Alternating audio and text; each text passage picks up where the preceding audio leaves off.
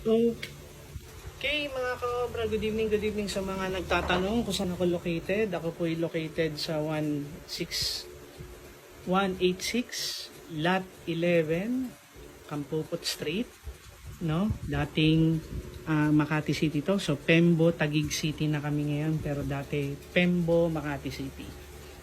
So kung galing kayo ng SM Ora, pababa, no?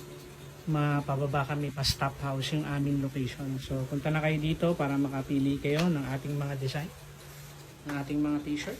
And syempre yung mga tote bag natin, mga mugs, customize. Yan. Mga rock and roll na t-shirt. Yan. Punta na kayo.